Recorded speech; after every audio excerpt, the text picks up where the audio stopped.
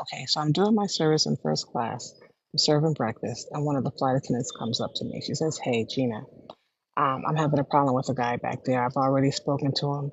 He's reclined his seat back into another guy who's pretty tall, and his legs are in the seat back, so he doesn't have any place to put his legs. He asked him if he would mind putting his seat up because he doesn't have any room, and the guy told him no.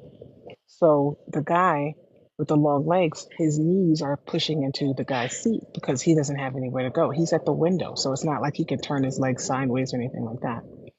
So he gets up and he lies down on the floor because it's the exit row that doesn't have a seat in front of it. So there's all this space down there.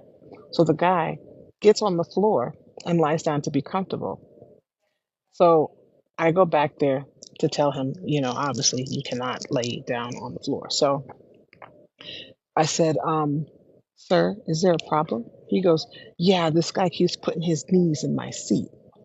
And I look back there, I said, well, he's pretty tall and he doesn't really have a place for his legs to go. Maybe you could switch seats with him. I said, since you have all this leg room, and the guy was like short, not like average height. He didn't have long legs. So I said, if you swap seats with him, then the guy with the long legs could stretch his legs out, and the seat behind is perfectly suited for somebody your size, so that it would be a win-win situation. He said, no, I don't want to do that. I don't want to give up my leg room. Okay. So I said, well, maybe you can put your seat back up, and that way he would have at least a little bit of space for his legs. He goes, no, I don't want to do that either. And I said, okay, well, I can't make you put your seat back up. It's just, the kindness of your heart to do because this gentleman is uncomfortable. It's a 2 hour and 22-minute flight.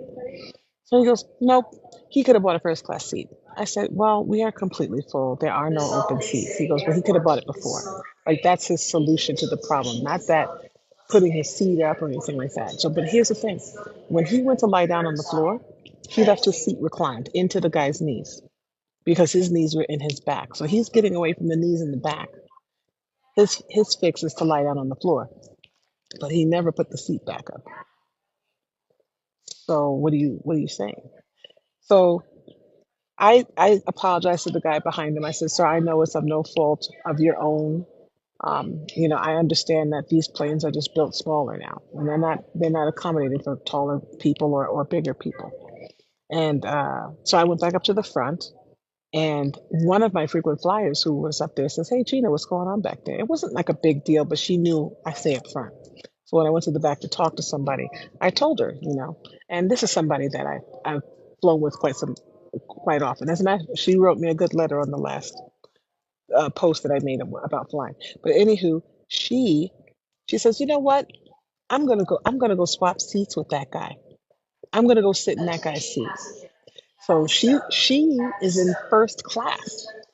She's giving her first class seat up for the gentleman who had the long legs. So I walked her back there, asked the gentleman in the aisle in the middle to get up, and then the guy at the window whose legs were long, I introduced them to each other, and I said, she's one of our, high value customers. She's a frequent flyer. She's really nice, and she's going to give the seat up for you so that you can be comfortable the rest of the way.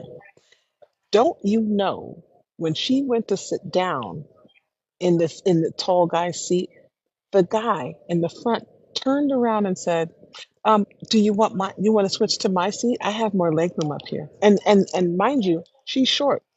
She's my height. I said, sir, it's okay. The reason we have to do this is because you were unwilling to change your seat. So it's okay. You don't have to change now. We've solved the problem. Thank you. Wow. It's like, this is only my first leg. Dang. Could you at least let the sun come up before you start this nonsense? That flight left at 5 o'clock this morning. Anyway, I hope my second flight's better than this one.